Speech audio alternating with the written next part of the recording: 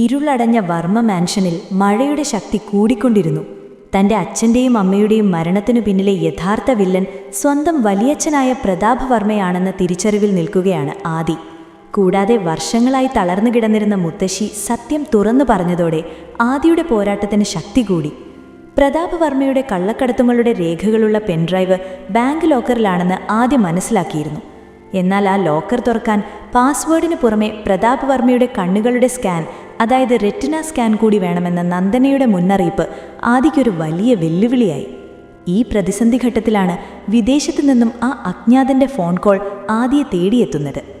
രാത്രിയുടെ നിശബ്ദതയിൽ ആദിയുടെ ഫോൺ വീണ്ടും ശബ്ദിച്ചു. വിദേശത്തു നിന്നുള്ള അതേ നമ്പർ. റോയൽ ഗ്രൂപ്പിന്റെ പകുതി ഓഹരികൾ ആവശ്യപ്പെട്ടുകൊണ്ട് തന്നെ സഹായിക്കാമെന്ന് പറഞ്ഞ ആ പഴയ സുഹൃത്ത്. ആദി ഫോൺ അറ്റൻഡ് ചെയ്തു.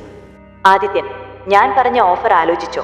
പ്രതാപവർമ്മയുടെ കണ്ണ് ബാങ്കിൽ കൊണ്ടുപോയി വെക്കാൻ നിനക്ക് കഴിയില്ല, പക്ഷെ അത് സാധ്യമാക്കാൻ എനിക്ക് കഴിയും. മറുതലയ്ക്കൽ ഗാംഭീര്യമുള്ള ശബ്ദം മുഴങ്ങി. ആരാണ് നിങ്ങൾ? എന്റെ അച്ഛന്റെ സുഹൃത്താണെങ്കിൽ എന്തിന് റോയൽ ഗ്രൂപ്പിന്റെ പകുതി ചോദിക്കുന്നു? ആദി ചോദിച്ചു. എന്റെ പേര് ഡേവിഡ് കുരുവിള. നിന്റെ അച്ഛൻ പാർത്ഥസാരഥിയുടെ ബിസിനസ് പാർട്ട്ണർ ആയിരുന്നു ഞാൻ. പ്രതാപവർമ്മ നിന്റെ അച്ഛനെ കൊന്നതിനു ശേഷം എന്നെ കള്ളക്കേസിൽ കുടുക്കി നാട് കടത്തി. എനിക്കെന്റെ നഷ്ടപ്പെട്ട സാമ്രാജ്യം തിരിച്ചു വേണം. നാളെ രാവിലെ കൊച്ചിയിലെ പഴയ ഹാർബറിൽ വെച്ച് നമുക്ക് കാണാം. പിറ്റേന്ന് രാവിലെ മൂടൽ മഞ്ഞുള്ള ഹാർബറിൽ ആദി ഡേവിഡിനെ കണ്ടുമുട്ടി. ഡേവിഡ് ആദിയുടെ കയ്യിലേക്ക് ഒരു അത്യാധുനിക സൺഗ്ലാസ് വെച്ചു കൊടുത്തു. ഇതൊരു സാധാരണ ഗ്ലാസ്സല്ല ആദി. പ്രതാപവർമ്മയുടെ കണ്ണുകളിലേക്ക് കൃത്യം 5 സെക്കൻഡ് ഈ ഗ്ലാസ്സിലൂടെ നീ നോക്കിയാൽ ഇതയാളുടെ റെറ്റിന സ്കാൻ കോപ്പി ചെയ്യും. ആ ഡേറ്റ ഉപയോഗിച്ച് നമുക്ക് ബാങ്ക് ലോക്കർ തുറക്കാം. ആദി ആ ഗ്ലാസുമായി വർമ്മ മാൻഷനിൽ തിരിച്ചെത്തി.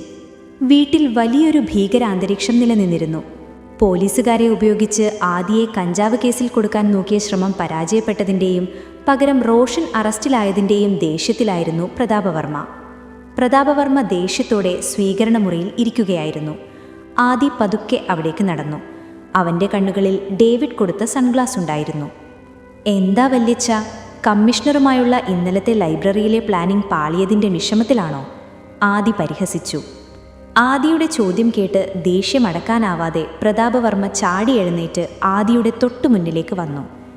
നീ എൻ്റെ തകർച്ച സ്വപ്നം കാണേണ്ട ആദി, നിന്റെ കയ്യിലിപ്പോൾ തെളിവുകളൊന്നുമില്ല എന്നു പറഞ്ഞ് പ്രതാപവർമ്മ ആദിയുടെ കണ്ണുകളിലേക്ക് ഉറ്റുനോക്കി. ആദി മനസ്സിലെണ്ണി. 1, 2, 3, 4, 5. ഗ്ലാസിലെ മൈക്രോ ക്യാമറകൾ പ്രതാപിൻ്റെ റെറ്റിന ഡേറ്റ വിജയകരമായി പകർത്തി. തെളിവുകൾ എവിടെയാണെന്ന് എനിക്കറിയാം വല്യച്ഛ. ആദി പുഞ്ചിരിയോടെ ഗ്ലാസ് ഊരി പോക്കറ്റിലിട്ടു. പ്രതാപിന് എന്താണ് സംഭവിച്ചതെന്ന് മനസ്സിലായില്ല. അതേസമയം റോഷൻ അറസ്റ്റിലായതോടെ നന്ദനയ്ക്ക് കാര്യങ്ങളുടെ ഗൗരവം പൂർണ്ണമായും ബോധ്യപ്പെട്ടു. റോഷൻ തങ്ങളെ ഉപയോഗിക്കുകയായിരുന്നുവെന്നും ആദി പറഞ്ഞതായിരുന്നു സത്യമെന്നും അവൾ തിരിച്ചറിഞ്ഞു. ആദിയോട് ചെയ്ത തെറ്റുകൾക്ക് പ്രായശ്ചിത്തം ചെയ്യാൻ അവൾ തീരുമാനിച്ചു.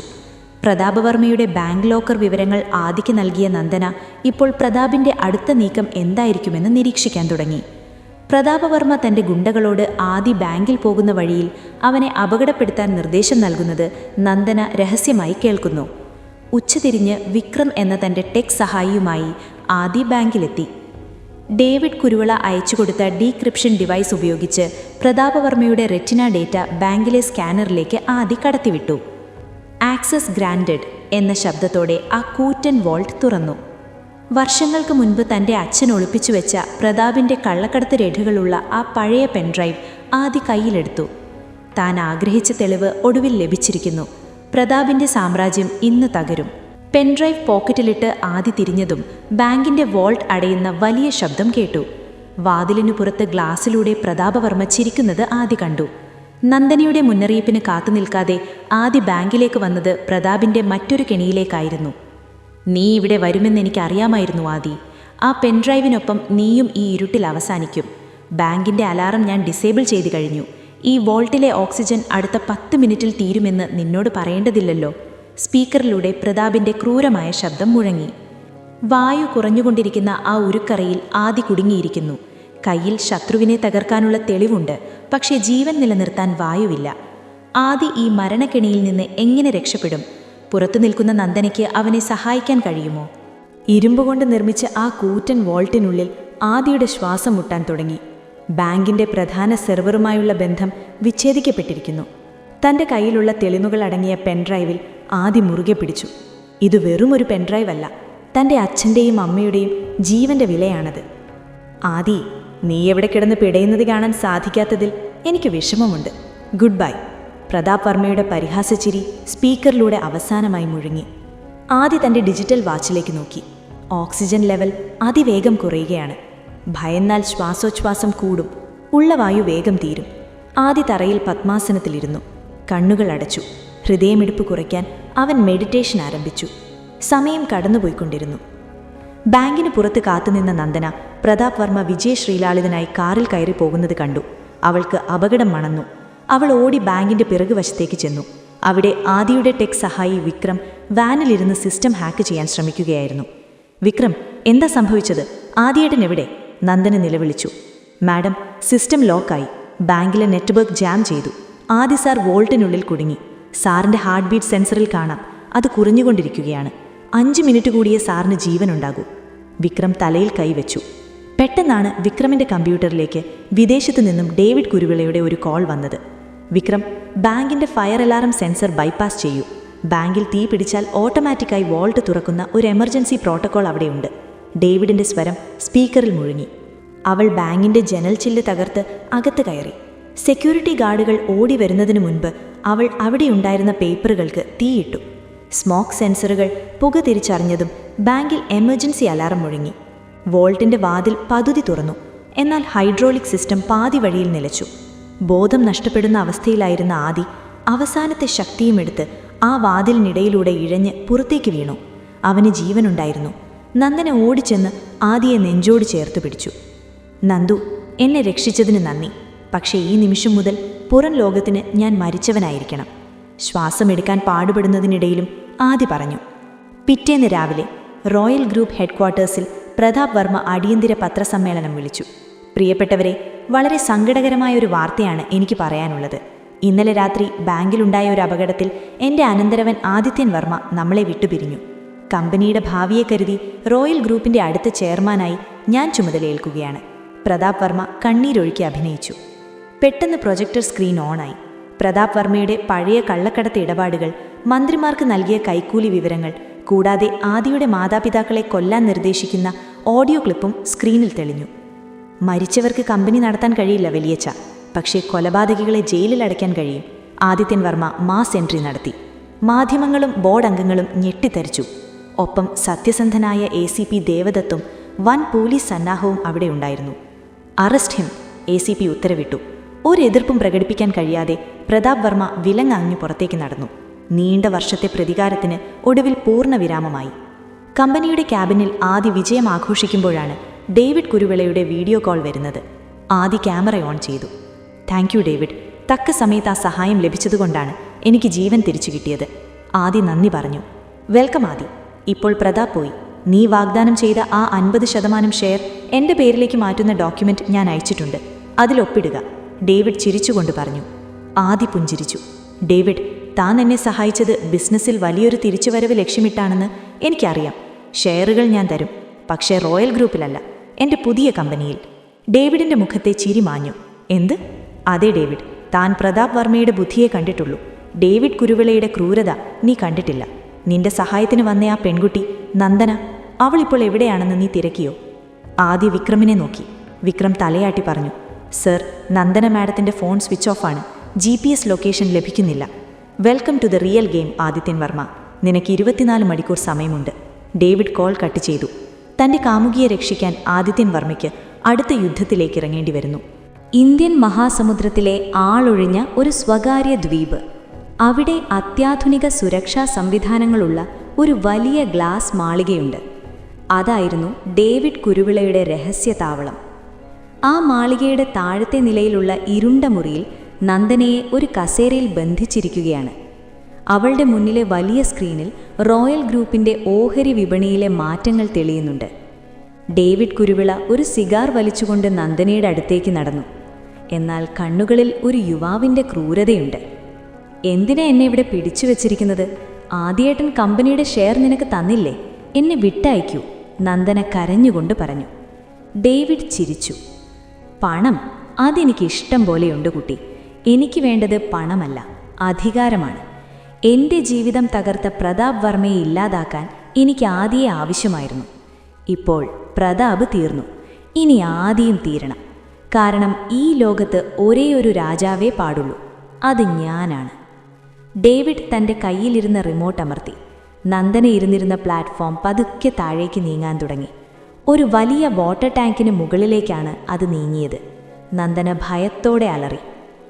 ആദി തൻ്റെ ക്യാബിനിൽ അങ്ങോട്ടും ഇങ്ങോട്ടും നടക്കുകയാണ്. അവൻ്റെ മുഖത്ത് ഇതുവരെ കാണാത്ത ദേഷ്യമുണ്ടായിരുന്നു. വിക്രം ലാപ്ടോപ്പിൽ നന്ദനയുടെ ലൊക്കേഷൻ കണ്ടെത്താൻ ശ്രമിക്കുന്നു. വിക്രം, എനിക്കെൻ്റെ നന്ദുവിനെ തിരിച്ചു വേണം.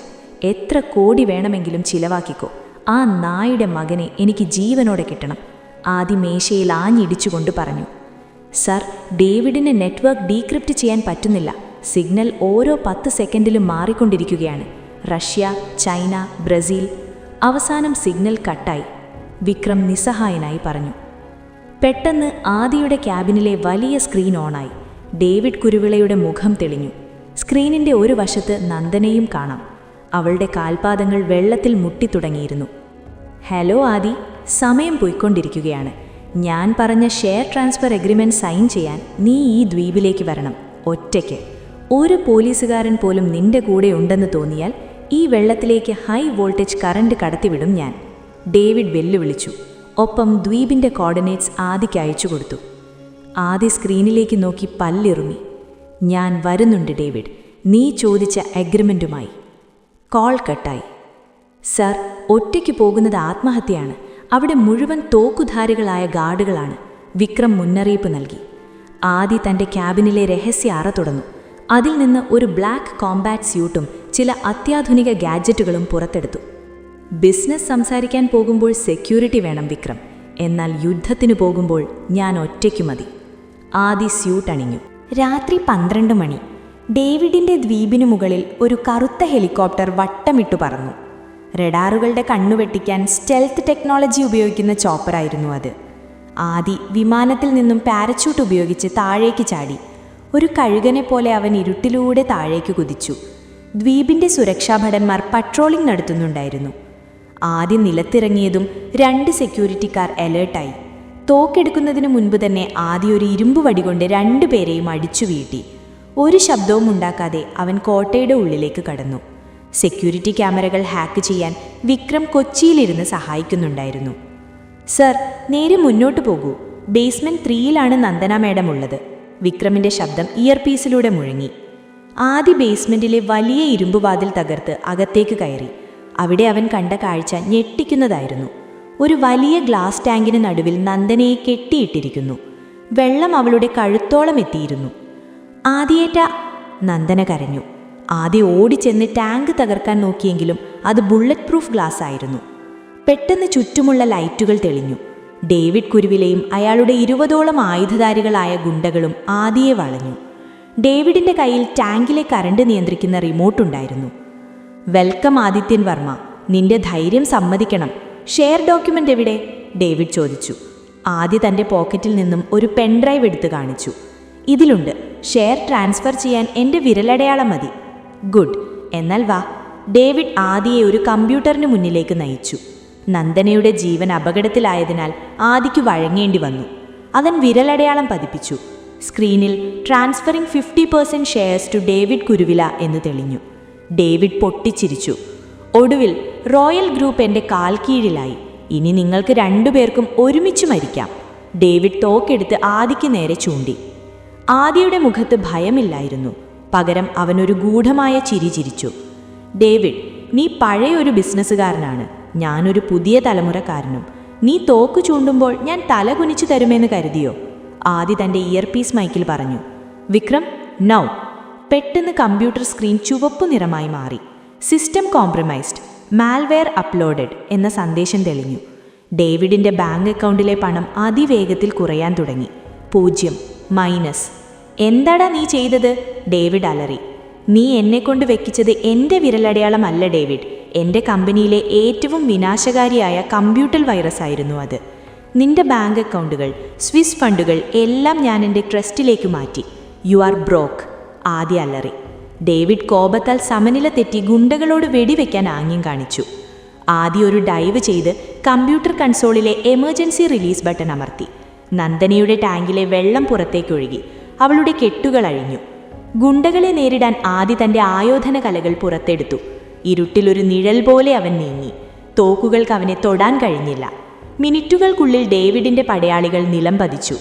ഡേവിഡ് ഓടി രക്ഷപ്പെടാൻ ശ്രമിച്ചെങ്കിലും ആദി അയാളുടെ കോളറിൽ പിടിച്ചു വലിച്ച് തറയിലിട്ടു.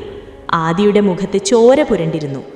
എൻ്റെ ജീവനായ നന്ദുവിനെ തൊടാൻ നിനക്ക് ധൈര്യമുണ്ടായെങ്കിൽ നിന്റെ സാമ്രാജ്യം ചുട്ടരിക്കാൻ ഈ ആദിത്യൻ വർമ്മയ്ക്ക് കഴിയും. പോലീസ് ഹെലികോപ്റ്ററുകൾ ദ്വീപിലേക്ക് അടുത്തുകൊണ്ടിരുന്നു. ഡേവിഡിനെ അവിടെ തന്നെ കെട്ടിയിട്ട് ആദിയും നന്ദനയും പുറത്തേക്ക് നടന്നു. പക്ഷെ പോകുന്നതിന് മുൻപ് ഡേവിഡ് ആദിയെ നോക്കി വിളിച്ചു പറഞ്ഞു, ആദി, നീ വിചാരിച്ചത് ഡേവിഡാണ് നിന്റെ അവസാന ശത്രു എന്നാണോ? പ്രതാപ് വർമ്മ എന്തിനാണ് നിന്റെ അച്ഛനെ കൊന്നതെന്ന് നീ അന്വേഷിച്ചോ? റോയൽ ഗ്രൂപ്പിന്റെ പഴയ പ്ലാൻസ് എവിടെ? ഈ പെണ്ണിന്റെ, നന്ദനയുടെ അച്ഛന് നിന്റെ അച്ഛൻ്റെ മരണത്തിൽ എന്തു പങ്കുണ്ടെന്ന് നീ അവളോട് ചോദിക്ക്.